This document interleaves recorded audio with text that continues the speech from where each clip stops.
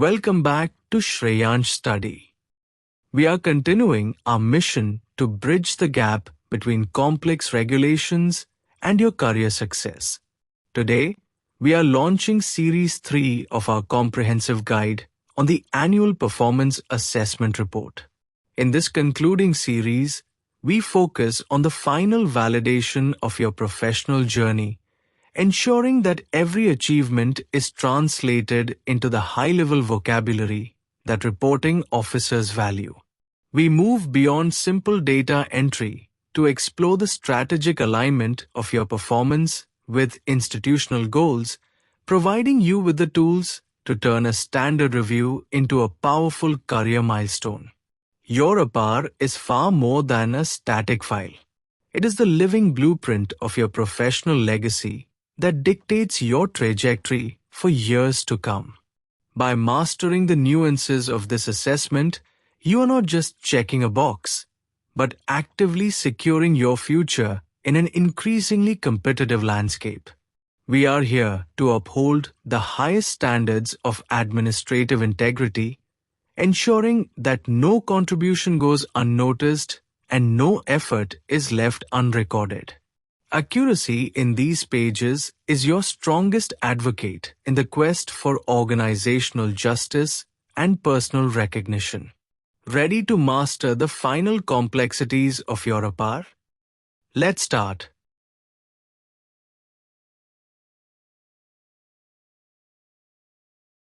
Question 51.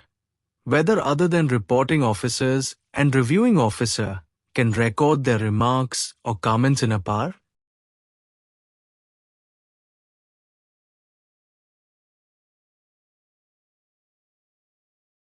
No, there is no such provision for any authority other than reporting officer and reviewing officer for recording remarks or comments of the work and conduct of the officer.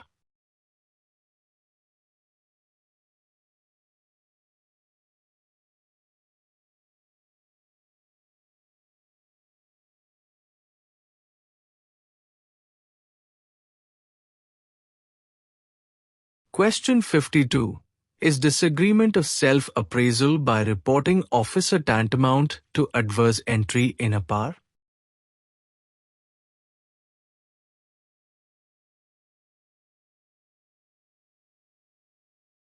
If the reporting officer desires, and there is sufficient proof in support, a disagreement must be a reasoned assessment, not an arbitrary one. Question 53. Is it mandatory to find a place in Apar all warnings or reprimands or displeasure issued to an official?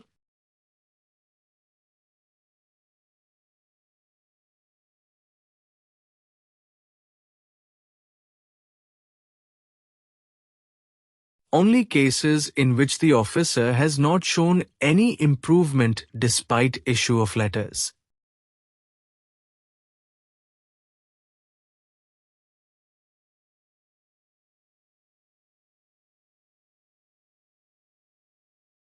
Question 54. Should an administrative warning be mentioned in the Apar?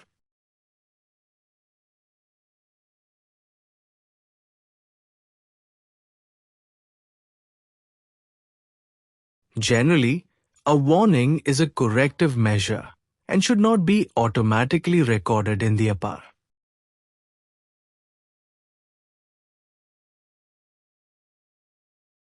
However, there's a specific exception.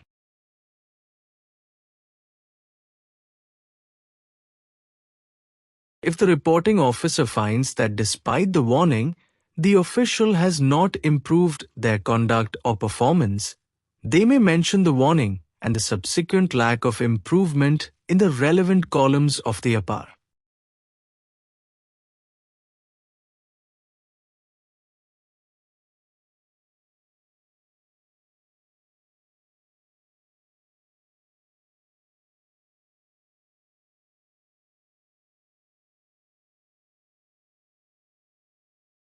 If the warning was issued as a result of a formal proceeding that concluded with a censure that penalty must be recorded in the Apar.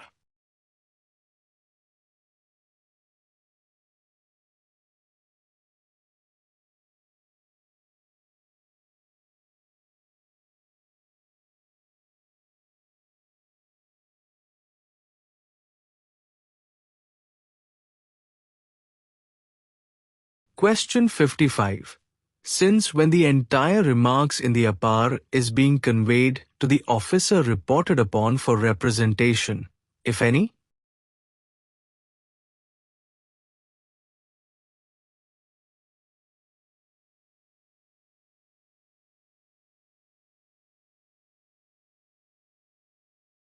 From the report for 2008 to 9 onwards.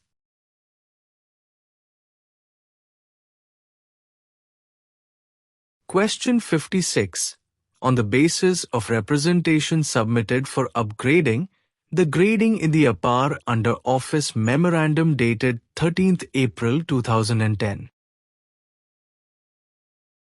Can a review DPC be convened if the competent authority upgrades the grading to the benchmark level?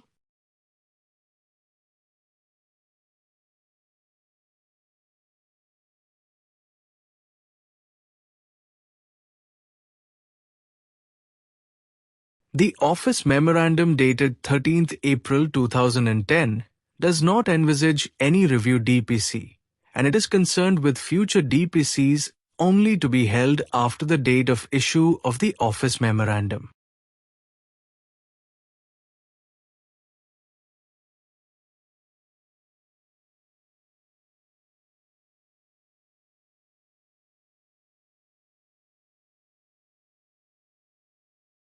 Question 57. What are the time schedule for completion of various processes in the Apar?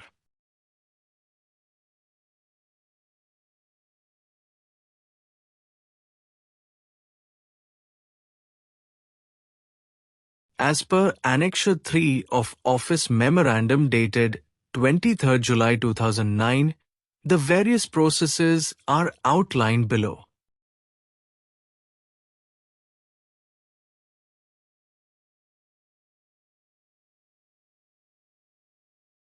Distribution of blank Apar, 31st March. Submission of self-appraisal to reporting officer by officer to be reported upon, where applicable, 15th April.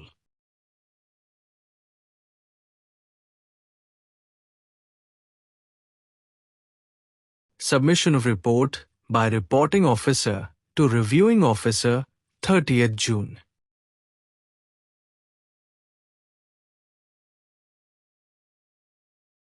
Report to be completed by reviewing officer and to be sent to administration or CR section or accepting authority wherever provided, 31st July.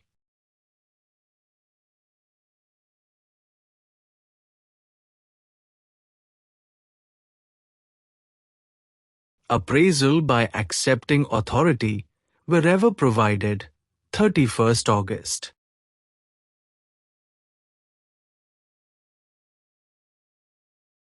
Disclosure to the officer, 1st September.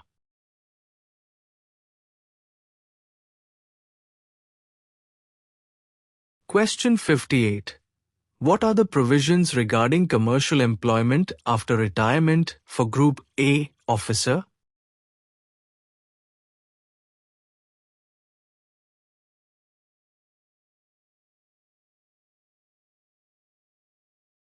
The procedure for grant of permission to the pensioners for commercial employment after retirement has been indicated in Office Memorandum dated 5th December 2006.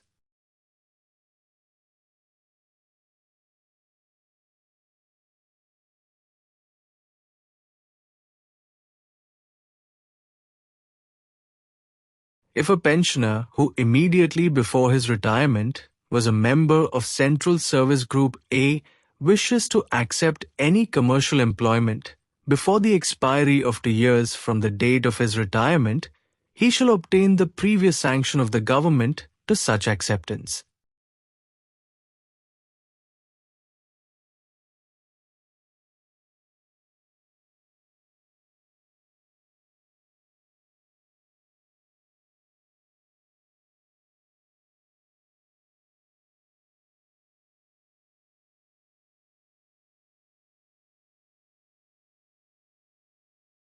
Rule 10 of CCS Pension 1972 has the provisions in this regard.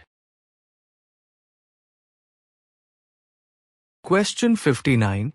What is the procedure to grant permission to take up commercial employment after retirement in respect of officers retired at the level of JS equivalent and above?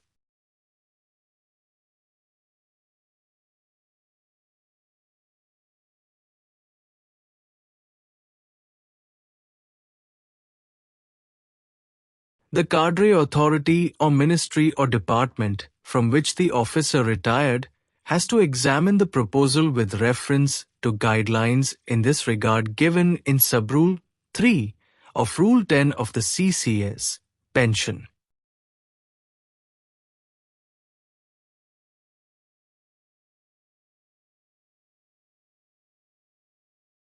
After approval to the proposal by the minister in charge of the cadre controlling department of the service to which such persons belongs to, and the minister in charge of the department where such a person worked during last 1 year, the proposal has to be forwarded to for further processing.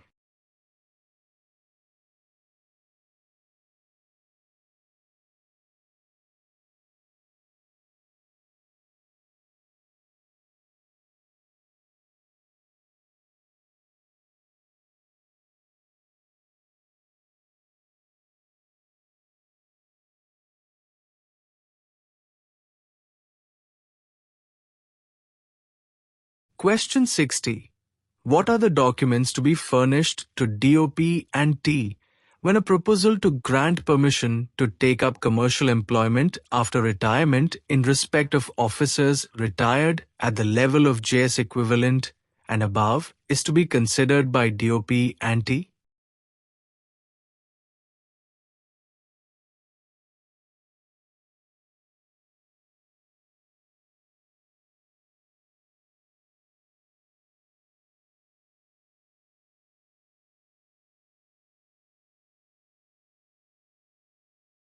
The formal written request of the retired officer notes examining the fulfillment of guidelines given in Subrule 3 of Rule 10 of CCS Pension 1972, approval of the concerned ministers to the proposal as explained in the previous question.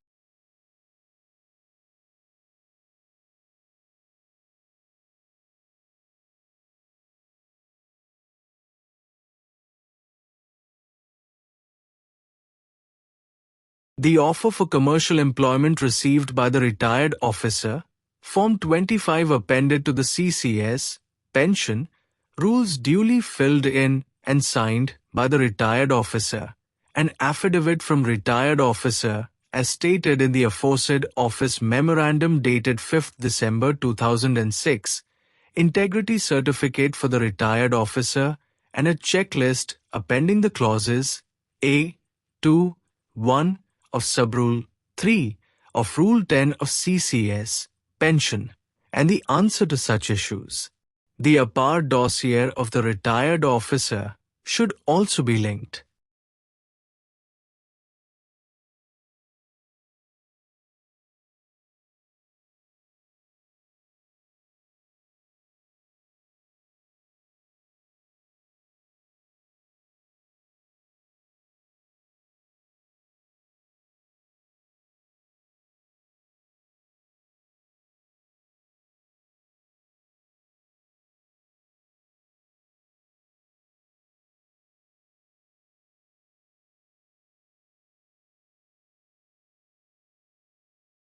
Question 61.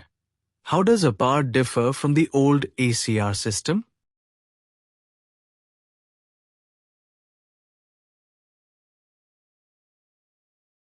The older Annual Confidential Report, ACR, was often secretive. The Apar system is more transparent, requiring the final grading and remarks to be communicated to the employee for feedback or representation.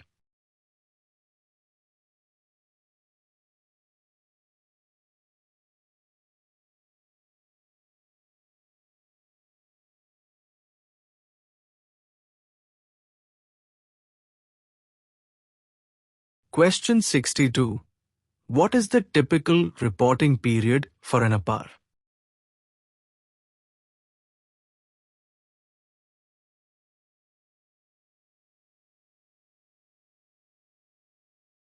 In most organizations, the Apar follows the financial year, covering the period from 1st April to 31st March of the following year.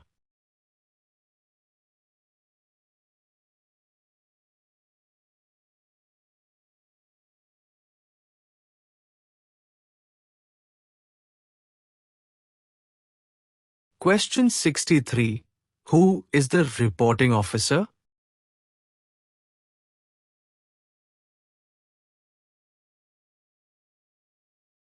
The reporting officer is the immediate supervisor who directly oversees the employee's work and initiates the assessment.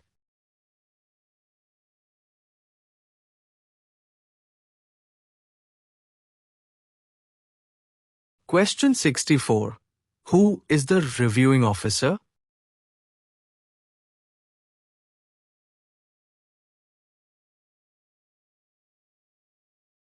The reviewing officer is the reporting officer's supervisor.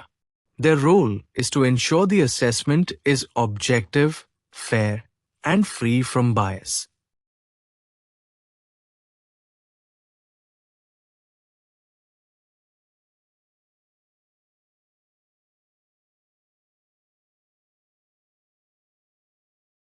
Question 65. Who is the accepting authority?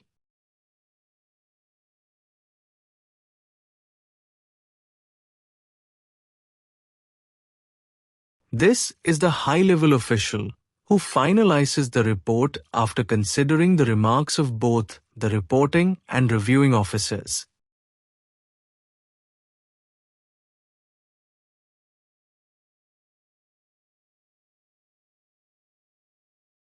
Question 66. What should be included in significant achievements?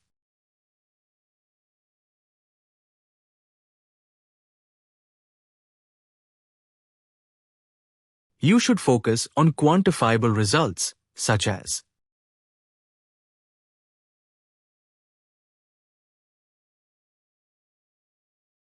completion of special projects,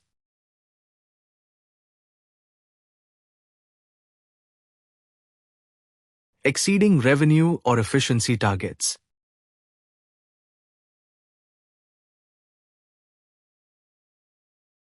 innovations introduced to improve workflow.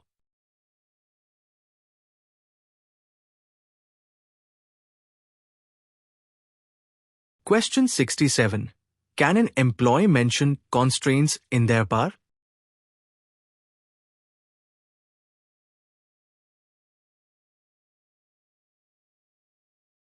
Yes. If certain goals weren't met due to a lack of resources, staffing shortages, or external factors, they should be documented clearly but professionally.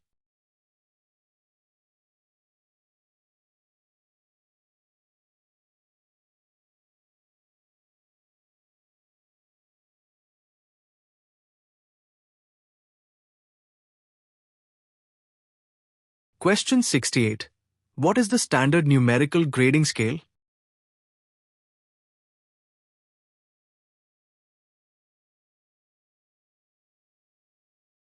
While it varies, most systems use a 1 to 10 scale.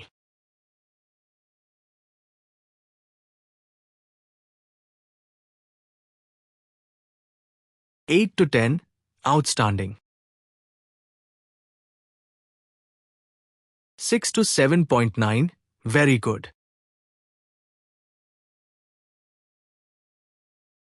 4 to 5.9, good. Below 4, average or poor.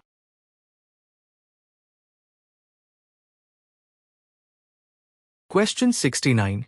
What happens if an employee receives an adverse remark?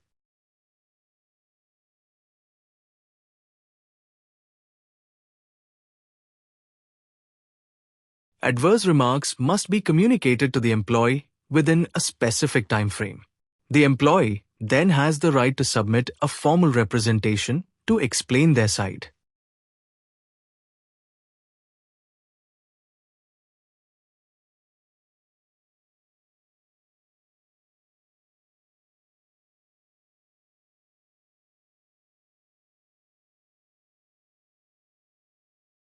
Question 70.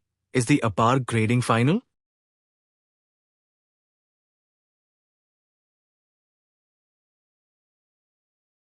No.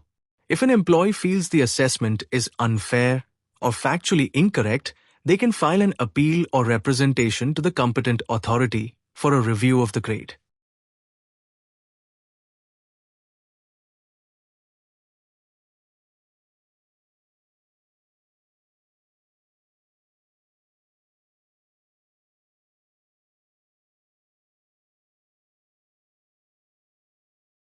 Question 71.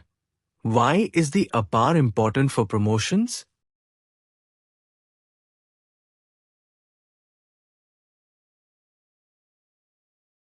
Promotion boards, like the DPC Departmental Promotion Committee, rely heavily on Apar scores. Usually, a consistent, very good, or outstanding track record is required for senior level moves.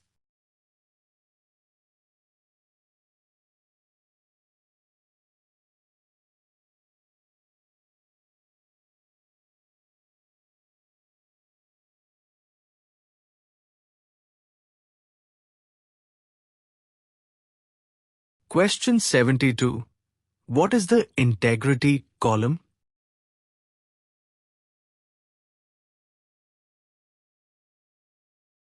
The reporting officer must certify the employee's integrity. If there is any doubt, the officer must follow specific legal guidelines rather than leaving it blank or marking it doubtful without proof.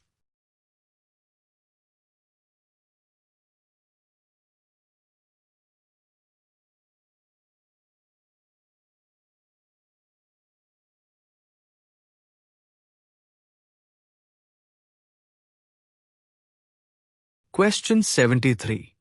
What happens if the reporting officer fails to write the Apar on time?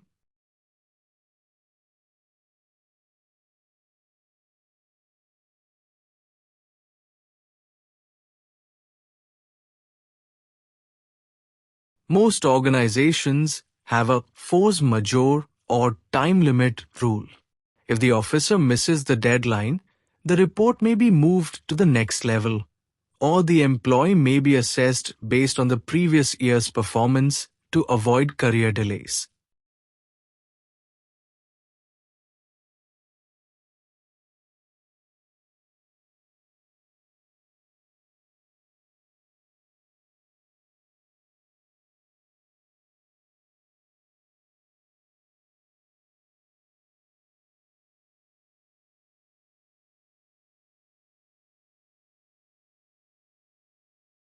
Question 74.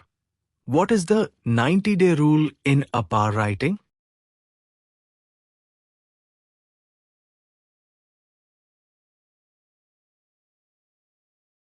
In most administrative systems, a reporting officer can only write an Apar for a subordinate if they have supervised their work for at least 90 days during the reporting year. If the period is shorter than this, the officer is generally not considered to have enough data to provide a fair assessment.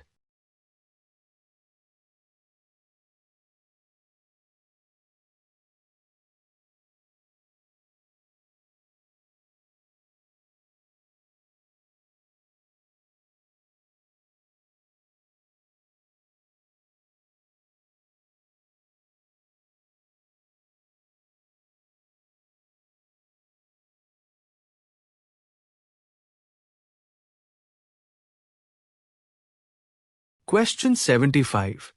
Can an employee submit an Apar if they were on long leave or training?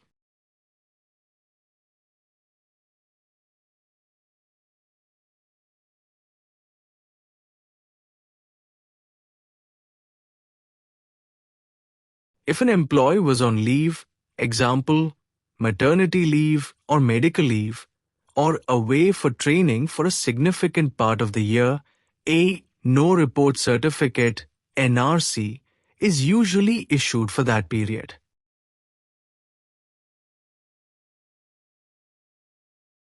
This ensures that the gap in the service record does not negatively impact their promotion eligibility or seniority.